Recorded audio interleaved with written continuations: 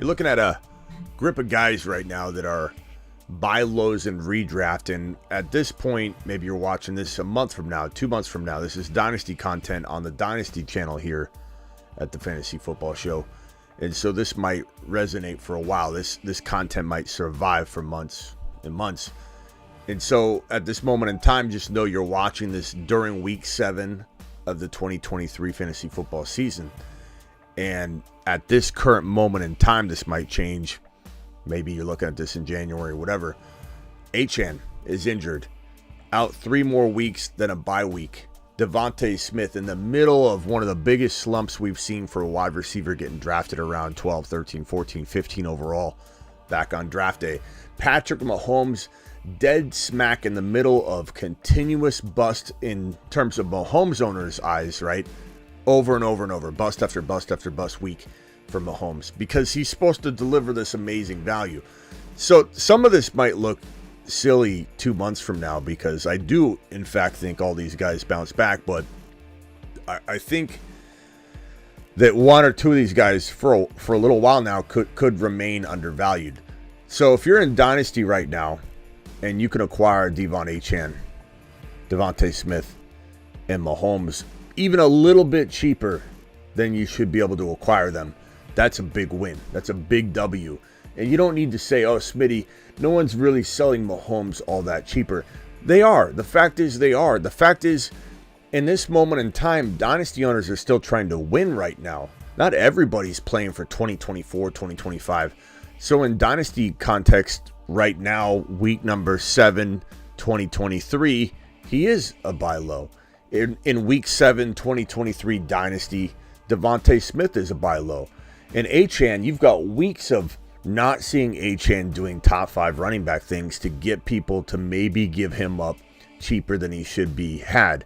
And we had a Dynasty conversation on the main channel, The Fantasy Football Show, youtube.com/The Fantasy Football Show. If for any reason you found me through this Dynasty channel, we're live Monday through Friday every single day at 8 p.m. Eastern.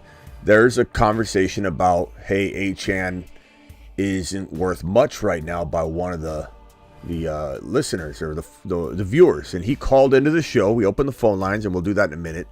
And essentially we debated whether Achane was valuable or not. There are people that actually don't feel he's a top 5 running back, a top 5 to 10 running back. And maybe he won't be. Maybe a year from now, we'll look back at this and say, yeah, Achane's not. I remember when we thought Achane was going to be the best thing since sliced bread, and he ended up not turning into that. What a joke. What a total, like, ride that wave, and we got all excited, and we got all amped up, and it was a hype train that crashed to the ground.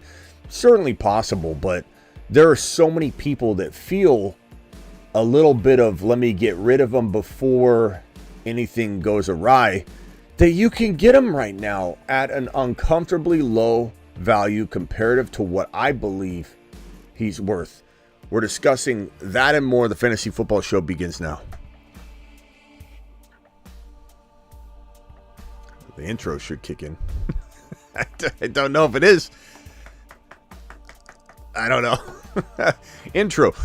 Welcome to the Fantasy Football Show.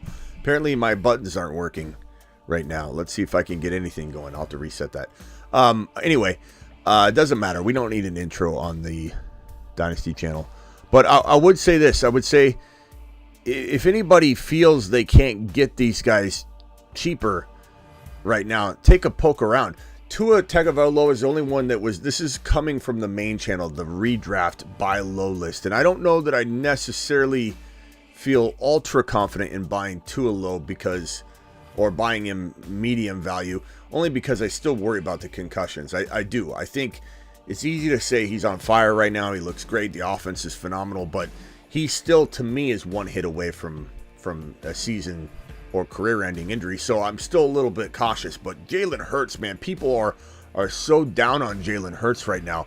I'm all about buying Jalen Hurts. Redraft, Dynasty, Keeper, anything. And Ayuk and Debo... That's a tougher one from a redraft because a lot of these are redrafts. Carrying over to a Dynasty perspective, I'd say Debo's interesting if he's very cheap. Ayuk is very solid from a long-term Dynasty perspective. Mayer's fantastic from a redraft and a dynasty perspective. And I do think that if Mayer had landed in Buffalo, we would have talked up Mayer just as much, maybe even more than Kincaid, just to let everybody know how talented Mayer is and if he was in the right situation. And I know a lot of people are really bummed about Kincaid not doing much yet, but keep in mind Hawkinson had a 100-yard game and a touchdown, I believe, in week 1 of his rookie year and didn't do a thing really the rest of the season and came back and became Hawkinson that we know now and we know is a top 3-4 tight end in fantasy. That's still going to happen for Kincaid, in my opinion. And I do believe we see a little flash of it, a splash of it, if you will, walking into the end of 2023. I don't think Kincaid's going to just be a nothing burger. But I do think, I agree it's disappointing he hasn't kicked it off in high gear yet. But Mayer's somebody you want to watch because Jimmy won't be in Las Vegas next year, at least starting, I don't think, or I don't know what's going to happen there. I think O'Connell might be the real deal. We just haven't really seen him, get tutored properly and brought along properly. So Mayer's going to be good. Mayer's going to be really, really good. Gibbs is a buy low across the board. No matter what anybody says, he's a buy low across the board. Appreciate everybody being in here. I got my mod squad in here. I got Travis in here. Sick Nasty's in here. Peanut Butter Cups. We got Klondike in the building. G-Money's in the house. We're trying to get the watch hours up on this channel too. I'm going to start doing maybe a Dynasty video every day or every other day because we need to get up to that monetization level on this channel. I still have not produced enough content consistently to get there because you got to do it in like a 3-month period. So we're here to hammer down on this Dynasty content. So expect more coming in. And I think like I tried to do at the beginning, or maybe it's the off season, midway through the off season, do a redraft show and then do a Dynasty show about it to recap it and then hit it from a Dynasty angle. I think that's kind of an attractive concept because if you're coming in and watching the redraft show on youtube.com/the fantasy football show, the main channel, link in the description, then you can, if you could, and I haven't been consistent enough yet, and I'm going to try to be, if you could count on me a lot of the times coming in and, dropping a topic like these guys, and then saying to yourself, man, Smitty might go live tonight on the Dynasty channel to hit all these same topics. But from a Dynasty perspective, that's the kind of consistency I think that you could get somebody excited, right? So I'm trying to think of the Dynasty channel from that perspective, supporting and being an accent, an extension of the main channel, not just a by itself channel. I think it really could help support it and be like, great topic. Oh man, can we cover this from a Dynasty only perspective tonight on the Dynasty channel? So it'll probably be something along those lines because that's also easy for me to do and stay consistent with. And it's not just me taking the easy way out. It's an actual great concept, I think, that helps complement one another. Gibbs, for the most part, and the phone lines are open if anybody wants to dial in real quick. Try and keep it Dynasty. This is the Dynasty channel. Gibbs is so doubted right now in redraft. His Dynasty value has to be affected, and I know it is because I have had conversation after conversation with people, not everybody, and I assume that his Dynasty value is intact for a lot of people, but not everybody. I do know that there will be maybe some obstacles in terms of getting him in a trade in leagues where people are like, I'm just going to bite the bullet this year. I do believe in him long term, but regardless, his value, redraft, Dynasty, long-term, short-term, it's all been affected by what's been going on in Detroit. Because if you believe Gibbs is a bust this year, you most likely have some sort of bust vibe for him long-term. You just have to. And even if we're being objective and honest and unbiased, we got to admit, every single one of us right now, including myself, that there's more doubt now than there ever was about his Dynasty value, even if it's a minute hit, or even if it's like, okay, I don't know that I'd draft him at like 12 overall in a Dynasty startup anymore, mainly because I don't need to. That's rule number 1, ADP. But also, like, if I had to, would I be like, okay, I don't know that I trust Detroit. It's not about, is Gibbs great? It's not about, did they love him on draft day? It's not about his metrics, because in week 1 he was unbelievable And everybody felt that way. It's all about, do they know what they have and will they use them? Dan Campbell came out today and said, okay, we don't have Monty. We kind of feel like, don't quote me on the exact verbiage. I'm not word for word here, but it's not verbatim. But he said something along the lines of, we want to be careful with Gibbs, but I don't know that we can afford to, because we have to lean on him this week. And it's like, why are you careful with him? What are you talking about? You're not careful with Monty. You throw Monty out there, his first week back from a very bad quad injury that appeared to be a knee twisting, ACL tear or something very significant when Monty was rushed off the field several weeks back. He comes back like a week early, not even near 100% probably. He's probably like 90 something percent if I had to guess, in terms of, coming off that quad injury. And they give him a career high amount of carries. They don't care about Monty. They don't slow roll Monty out. But what do? They continue to slow roll out Jahmyr Gibbs. And it's like, even the comments of, okay, it's his time to shine, we kind of want to be careful with him. Why? Why do you want to be careful with him? So no matter what, whether it's me, you, Fred, Bob in accounting, Margaret in billing, every single one of us, including me, has some sort of sliver of doubt that did not exist in the offseason about Gibbs' dynasty value now. So we know that he's cheaper than he should be. And there's risk in acquiring him. So the conversation needs to be had. What are you giving up to get him? Rock out, you're live on the Dynasty channel. What can I do for you, pal? Yeah, with Olave, would it be better fantasy-wise if Watson got in there? You mean Winston? Winston? Watson? Yeah, yeah. I mean, look, Winston's an air yard master. And I think we, regardless of whether they win, regardless of whether he throws INTs, it probably is the best recipe for an Olave surge. So, but the good news is that if Carr fails, and Olave's doing relatively decent, right? I mean, it's not like I don't know what he's ranking. Let me pull up a league here and just look at the leaders. Targets last night. Yeah, let me look at the leaders. I'll look through the season so far and see what he's ranking in this particular league. I'm going to take a random league. I'm going to look at stats for the year. Olave is ranking number 14. Not crazy bad. Like, considering he's had a couple bad games, that's like recoverable. He could recover from that with 1.5 huge games. He could be like number 8.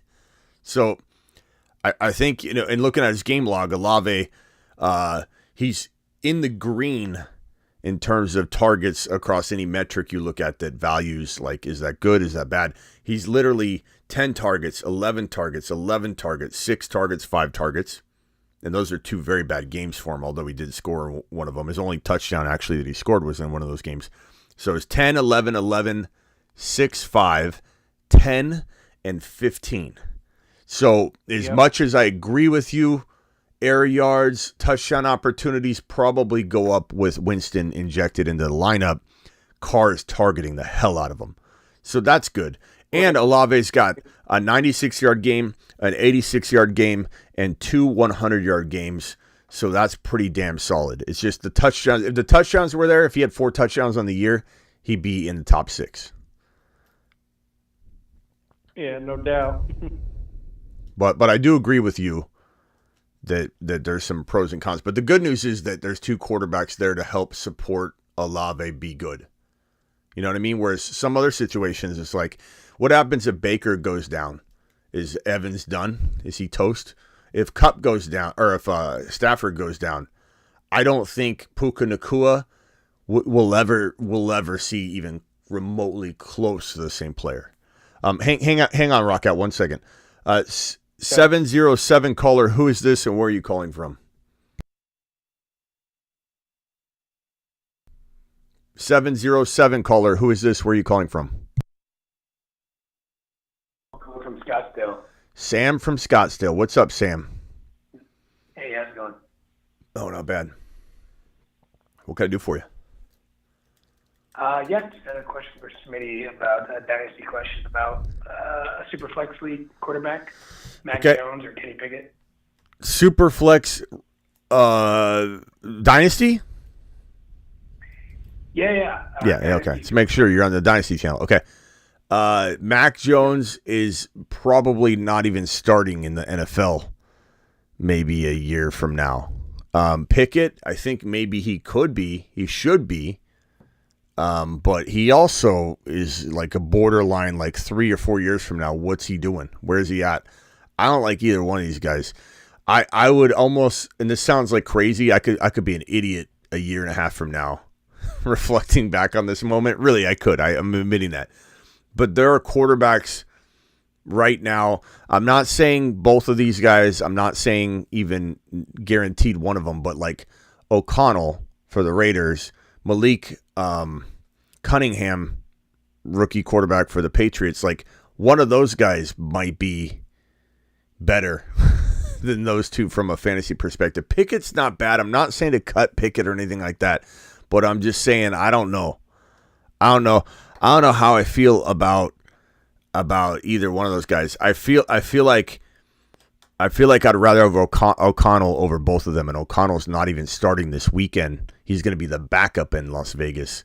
They did roll with him that week prior, or that 1 week Jimmy went down, and O'Connell looked okay, but he didn't win the game. And now they're not looking to him; they're going to Hoyer.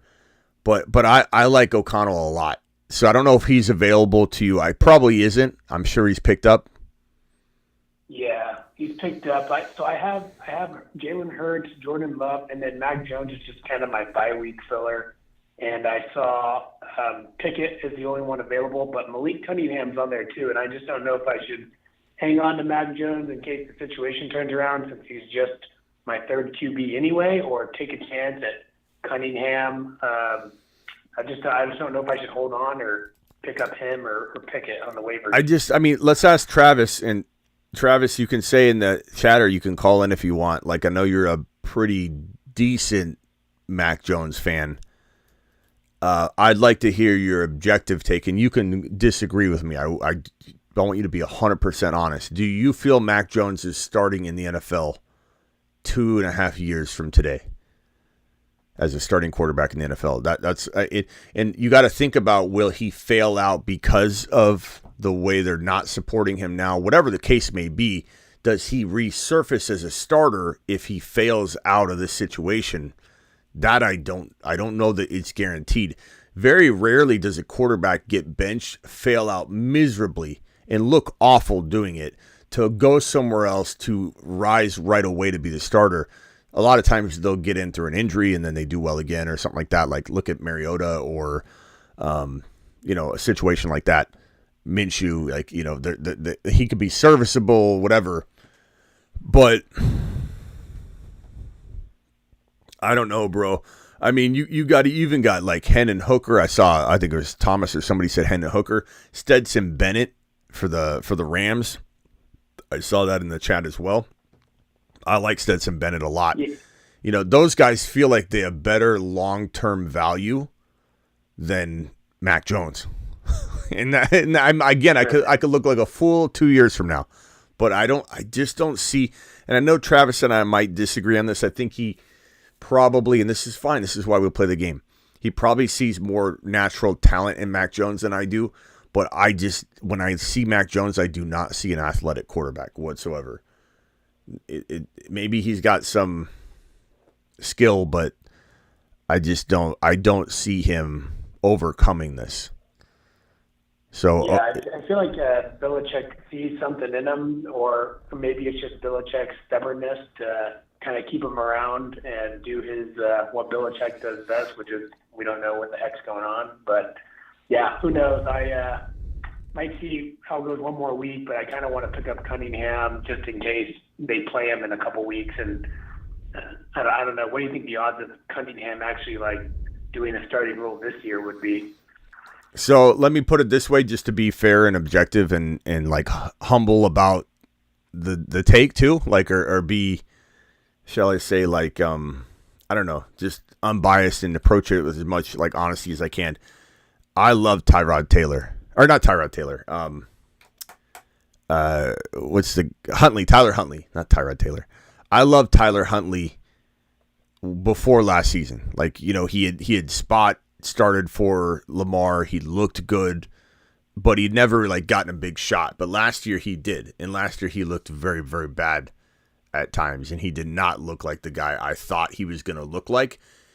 And to Mac Jones's defense and to Travis's defense of Mac Jones's defense, like sometimes your situation is so bad that it can either ruin the player's chance or even worse, ruin their confidence and never allow them to ever recover from it. So Tyler Huntley, I feel, was a lot better than we were shown, and we may never know that because his situation wasn't set up for success. I mean, even like Andrews was injured and nothing was jiving at all last year. It didn't matter. Like Lamar could have come back from his PCL injury and he wouldn't have done well.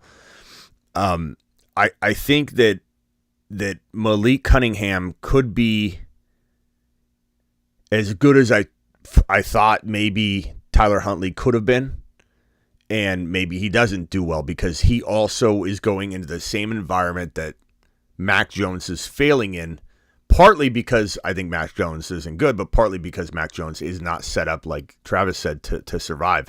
But Malik Cunningham can run. Malik Cunningham is elusive. I think that there's a chance that he does look really solid, and I just don't know if he can be elite, though, or on any kind of level without better wide receivers or support. So it's hard to say. I don't want to get overly excited about him, even though I very much love him, because like Tyler Huntley, we don't know that there's enough there to ever really maximize and see what he's capable of doing. And then by the time they get that in place, he's already failed, and he looks like he failed when really the situation failed him. But I do like him, bro. I think Cunningham has at least a shot. It's not a guarantee. O'Connell's probably a more guarantee than Malik Cunningham because I think O'Connell, everybody saw it in the preseason. Commentators, everybody's like, this kid's sharp. He looks fantastic. I think he will be the starter of the Raiders by the end of the year and walk into the season as the starter, of 2024. Cunningham, who the hell knows? I know we don't have a lot of examples of like a running quarterback in New England other than when Cam Newton was there, and he didn't have a great season either.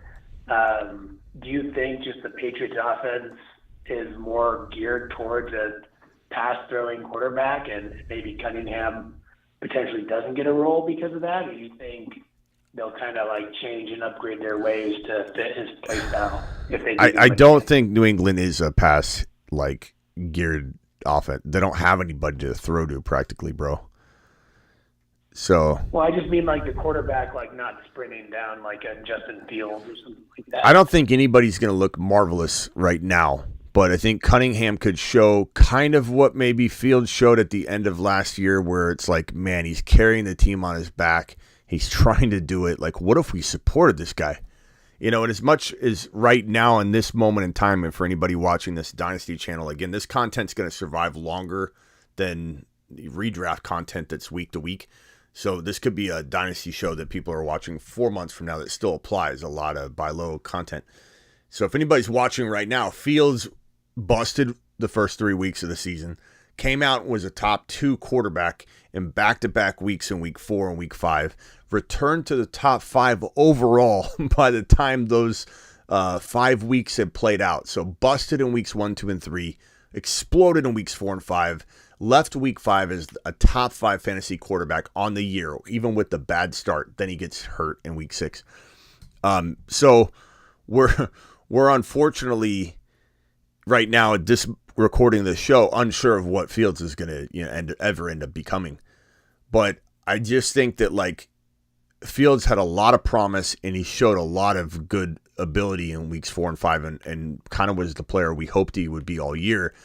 And maybe he fails and doesn't do anything the rest of the year. If anybody's watching this 5 months from now, maybe he bounces. Who the hell knows? Right now he's hurt. But my point being is I think Cunningham can show a little bit, not exactly, because Fields was phenomenal that year prior at the end of the year, just carrying the team on his back. But we could see something of that like variety, a little taste of what Cunningham can do running the ball, carrying the team on his back, maybe getting a weird win where they shouldn't win, maybe having 4 close games where they lose all 4 of them, but it's like, wow, this guy's exciting, and then there's something there. But honestly, bro, again, O'Connell's much safer. Cunningham's a much bigger risk, and that's all I can really tell you, Sam. I mean, we don't have enough information yet. He's not even starting. Like, Cunningham should start. Hopefully, Bill gives him the nod.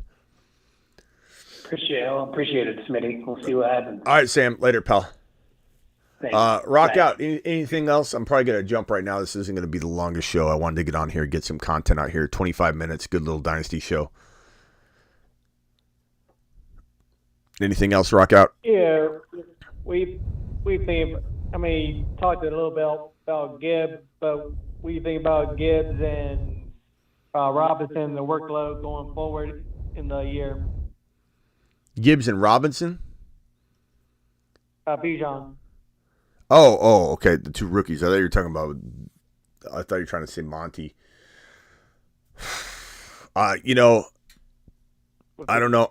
Yeah, Again, for people watching, this is Dynasty, so it's more so long term. I'd say I'm hopeful that Bijan finishes out this season in such strong touchdown scoring fashion, and maybe 4 months from now, watching this, he won't. Maybe Arthur Smith just craps the bed the entire season with them. We all know how good he is. He is arguably the most well-rounded. You could take CMC and put him 1 if you want and say, okay, aside from CMC, whatever anybody wants to argue is fine with that. But aside from that, he's the most well-rounded player at the running back position in the National Football League, hands down. They're misusing him. They're afraid to use him. It's so frustrating to see a Dan Campbell say we're going to run Monty into the ground. Oh, but we're so worried about, we're going to coddle Jahmyr Gibbs, who we're afraid to injure, yet you don't use him. Who cares what you're doing with them? Like, what are you saving him for? This is like the guy that saves every dime he's ever made, the stingiest guy in the whole world, cheapest guy you've ever met, saves every single penny, doesn't spend anything, and then he dies, at 85 years old with all of his money. It reminds me of that. Dan Campbell, what's he going to do? Coddle and rock Jahmyr Gibbs to sleep while he runs, Monty into the ground? Like, I don't even understand it. So, I don't know, bro. I don't know if Arthur Smith's going to screw this up. All I know is that I'm buying low in Dynasty on Bijan. I'm buying low in Dynasty on Gibbs. And we do need to put Bijan on this list because even though in Dynasty he's not going to be, super cheap and people are smarter than that in Dynasty, there's enough injected doubt that he has to be on some level cheaper than he normally would be. So now is the time to strike, walking into week 7 where he literally has not yet become, if anybody's trying to recollect later, like they're watching this 5 months from now, Bijan right now is running back 8, which is respectable considering he hasn't had a monster game at all yet. He's just been steady and consistent. He's got, 2 touchdowns on the year, and they're both receiving. He doesn't have 1 rushing touchdown on the year, and he has 2 100-yard games, a lot of receiving work. I mean, his targets in the receiving game are just greenlit except for 1 week and week number 5. It's 6, 5, 6, 5, 8 targets. It's crazy. So they are using him, quite a bit. He just needs touchdown opportunities. I don't know why in the hell you take what arguably looks to be the best developing running back in the National Football League, especially between the tackles. Why in the hell you would not only take him off the field anywhere near the 20-yard line or closer to the end zone than that, anywhere in the red zone, anywhere, 10-yard line, 9-yard line, goal line, 25-yard line. I don't know. Can't even comprehend how you would think your shot at scoring increases by taking this man off the field. And then on top of that, you aren't running the ball 3 times in a row if you're anywhere near the 10-yard line. Like if you're at the 7-yard line and you run the ball 3 times with Bijan, you are scoring. And it's just like I don't understand. I want to pick my TV up and smash it into the ground. I don't understand it, but hopefully that all turns around and there's a button we have here that says Bijan scores touchdowns, and we haven't played it since the offseason, and I can't play it. And It's not right to play it until he starts scoring touchdowns. But I do hope we see him do that. And hopefully everybody watching this 2, 3, 4 months from now, hopefully he goes on a touchdown terror. Because right now he's got 2 through 6 weeks of football. And week 7 kicks off here in less than 48 hours. And we're hoping to God that Bijan gets on his touchdown train. All right, rock out. Appreciate you, man. Yeah, one more. We thinking about the Los Angeles Chargers going forward because you got Allen older and you got Eckler older for going forward next year. I don't know, man. I still feel like I don't know how I feel about Herbert. I like Herbert a lot. I do. I mean, Herbert's got a lot of potential. I think he's QB6 right now, right? So he's not like he's playing bad at all. I feel like, I don't know that Johnston's the guy. I think Johnston was very soft looking coming into the NFL. He's very, very much a guy that caught the football against his body, didn't do well catching the football with his hands. A lot of concerns about developing that. And he was the biggest wide receiver really in the draft class. He was the big guy. And he played probably smaller than 2 or 3 or 4 of the top 5 guys. So I don't know. We'll see how he develops, but as Keenan Allen does get older, they need to have somebody there. Mike Williams is not it. Eckler's older. They don't have anything. They have to develop that. And I think that I don't think Johnston's the guy, but we'll have to see.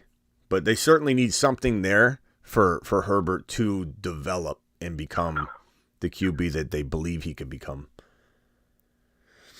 I don't think that player's on the roster. I don't think the future elite wide receiver is on that roster. And who knows how long Keenan Allen has. Because even if he plays as well as he's playing right now for the rest of the year, he'll be hard-pressed to probably stay healthy that 2024 season. Because he'll be 32 years old. I forget when he turns 32. But he will be 32 years old next season. And I'm not saying you can't play at an elite level at 32, but your likelihood of playing a full season at an elite level with all the impact that you're taking as an elite level wide receiver, it's one thing to play spot work and you're not getting overfed and you're 33 years old and you're in the NFL. Just like McKinnon, running backs are almost dead at 28 years old, and McKinnon's in his 30s because he's not being overfed. But when you're overfed, when you're fed elite level production, those cutoff years and drop-off years are pretty accurate. And so 32 years of age will be borderline even possible to have a full elite 17-game season. So we'll see what happens. They need to bring in another wide receiver. But look, the offseason is going to be exciting. And if the Chargers were smart, they would go trade for a big-name wide receiver. They go get Devonta Adams. They go get... they would have brought in Hopkins if they were smart. Why would you not have brought Hopkins in? There's so many teams that could have had DeAndre Hopkins for just really anything because he could sign wherever he wanted. Just, make him feel like, welcome. That's all he wanted. He wanted to feel welcome somewhere. He wanted to get paid. If you were smart and you were trying to win a Super Bowl this year in 2023, you would have brought Hopkins in. Why would you not have? Your wide receiver room is very injury prone. You knew the likelihood, everybody did, that Mike Williams and Keenan Allen both playing even half a season together was slim to none. So we'll see what happens. All right, rock out. Appreciate you, man. Later, pal. Appreciate it. Anyway, Bijan. Go buy Bijan on the cheap in Dynasty. It's a no-brainer. It's a no-brainer. Yeah, he's not dirt cheap, but he's cheaper than he should be. Go buy Devonta Smith now. He is definitely cheaper than he should be. Mahomes, not going to be all that cheap in Dynasty, but there is a casted doubt that did not exist before. Why would you not try? Achane, a lot of people love him, but a lot of people wonder if he is going to be big enough to be an elite level running back for multiple years. Thomas says, I was at the NFC Championship game when the Seahawks game versus Green Bay. Andy Reid getting like Belichick. Won't give Mahomes any weapons. That's another one that's it's just weird. You could have had Hopkins. What Why not? If you still believed in Tony, you would have been fine. Tony still would have developed if you believed in him, and he would have got opportunities because Mahomes throwing all over the field. Why would you pass on Hopkins? Even a guy that wanted Tony to get a chance like me, and we laugh at it now because Tony just has been garbage. It's still, I even said on my show over and over, if this was me making the football decision, I'd bring Hopkins in without a hesitation. If I was Cleveland, I would have did it. If I was the Buffalo Bills, I would have did it. If I was the Buffalo Bills now, I'd trade for Derrick Henry and try and go after a Super Bowl win in 2023. It's just crazy. These coaches treat these second and third and fourth round, especially third and fourth round picks, like they're gold. Like, look at Christian McCaffrey. What was it? A second, a third, and a fourth rounder, and I think an additional third or whatever the hell it was for Christian McCaffrey. And other teams just let the Niners do it. Unbelievable how they value second, third, especially third and fourth round picks in the NFL. Go win a Super Bowl. How much money do you bring in by winning a Super Bowl? If I was an owner, I'd say surrender that 2 fourth round picks for Derrick Henry right now and go win a championship. It's crazy. Appreciate you all. I'm live on the main channel Monday through Friday, 8 p.m. Eastern. Right here. So go to youtube.com/The Fantasy Football Show for the main channel, live whenever news breaks, live Monday through Friday, 8 p.m. Eastern. And then on this Dynasty channel right here, we're going to try and go live like once a night and get these watch hours up. Hit that like button if you could, everybody. Appreciate you.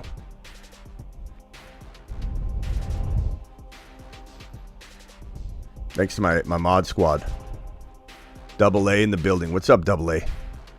Where you been, Double A? Can I ask you a question? Double A, you're here on the Dynasty channel. It feels like every time we go live on it, but I don't see you on the main channel. Very perplexed.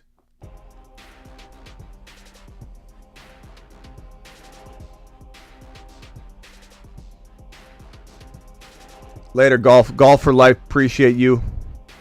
He says, have a good week and take care. Thank you, Golf to the moon. Klondike to the moon. Sick Nasty to the freaking moon. Fantasy Dad in the building. Gibbs week, baby. Let's hope. Thomas, appreciate you, pal. Travis, thanks for modding. Logan, let's hope he goes to Mars today, pal. Or today, Sunday. Sam, mod squad in the building. Wrench crew, that's right. Sick Nasty, appreciate you.